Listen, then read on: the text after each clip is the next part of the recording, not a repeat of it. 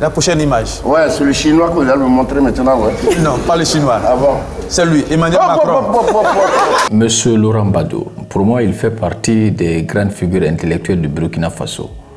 Alors, ces derniers temps, c'est vrai, tous les yeux sont pratiquement braqués sur le Burkina Faso, sur le Niger, sur le Mali.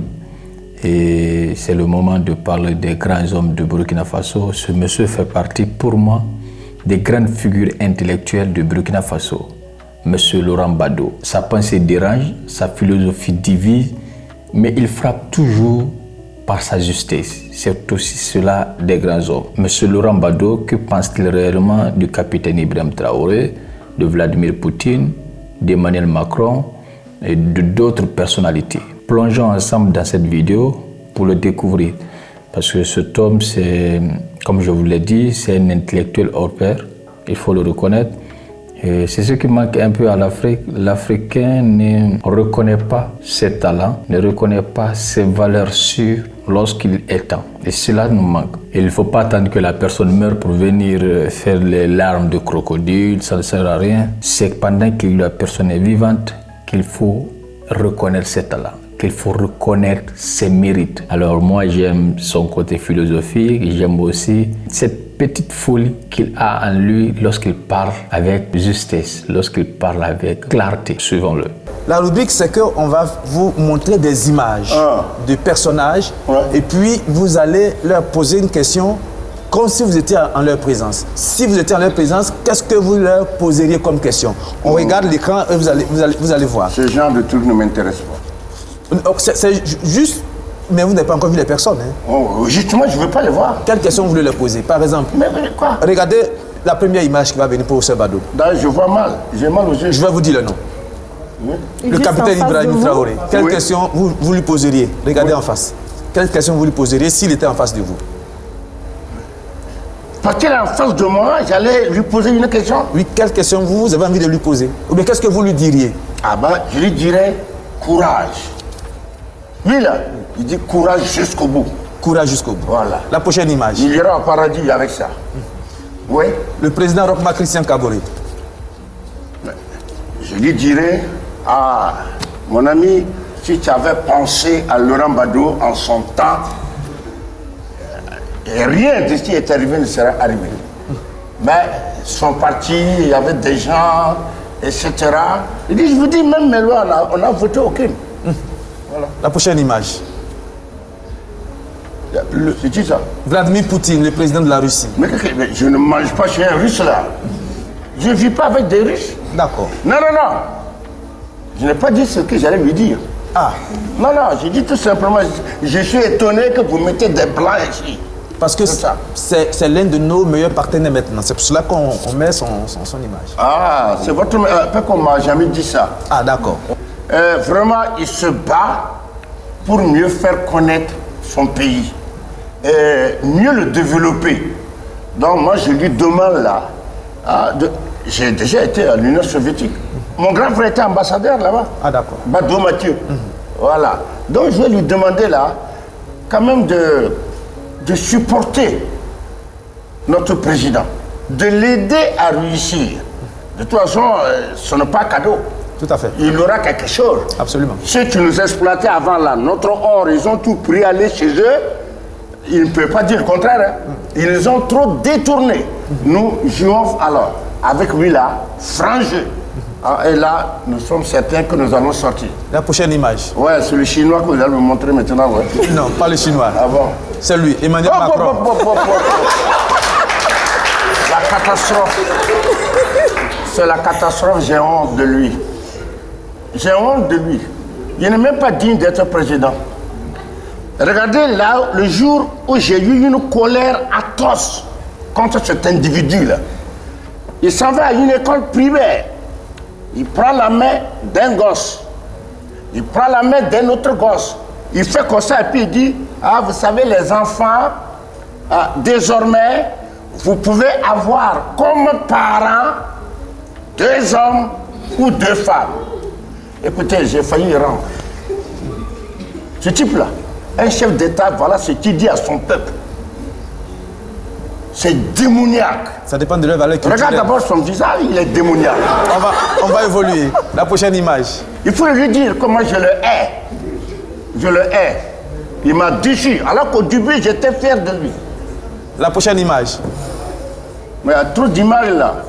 On a presque à la fin. François. Le pape François. François. Tu veux qu'il dise quoi? Non, avec les nouvelles actuelles, bon. Tiens, j'ai oublié. Je viens de publier un ouvrage. J'ai recherché là. Hein. Oui. Un chrétien catholique s'interroge. Il vient de sortir. Je croyais que je l'avais amené avec ça. Eh bien, je prévoyais déjà la chute de l'Église. Parce que ces gens de francs-maçons se sont arrivés jusqu'à prendre le pouvoir dans l'Église. C'est pour tuer l'Église. Qu'est-ce que vous lui diriez? Ben, je lui dirais, donne ta démission, parce qu'un pape, vicaire du Christ, ne peut pas se permettre de bénir le mal.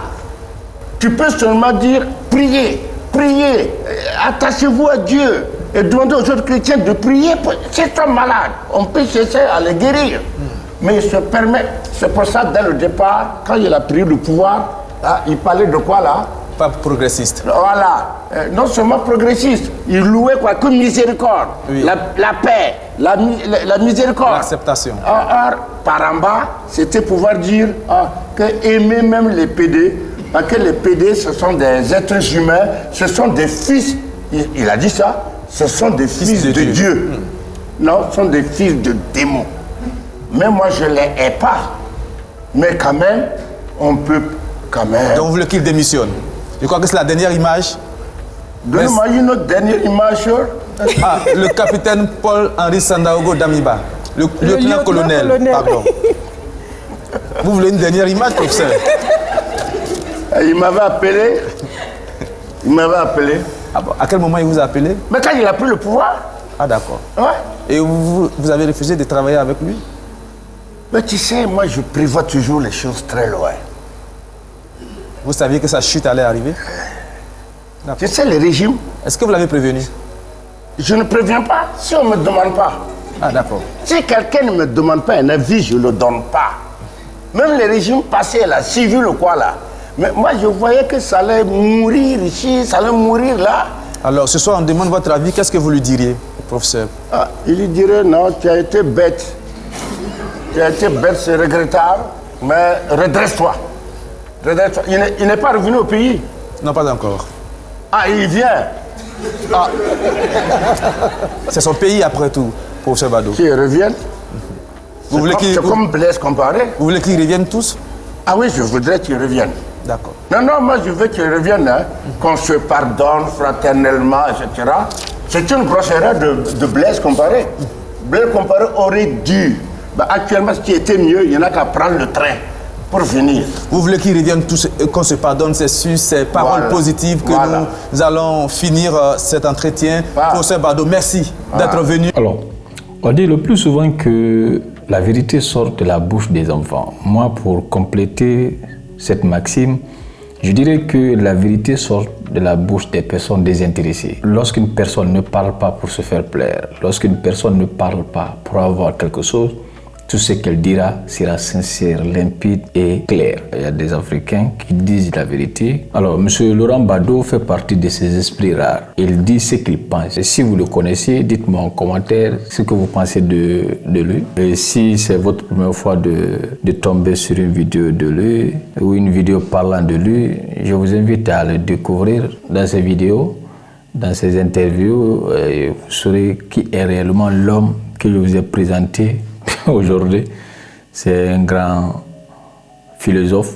Moi, je le considère comme un philosophe, bien que c'est un politicien, parce que ses raisonnements, pour moi, sont philosophiques et ça éduque. Ces raisonnements ouvrent grandement les yeux. Alors, c'était tout pour cette vidéo. J'espère que vous l'avez aimé. N'oubliez pas de la partager autour de vous, de vous abonner également si ce n'est pas encore fait. Et à très bientôt.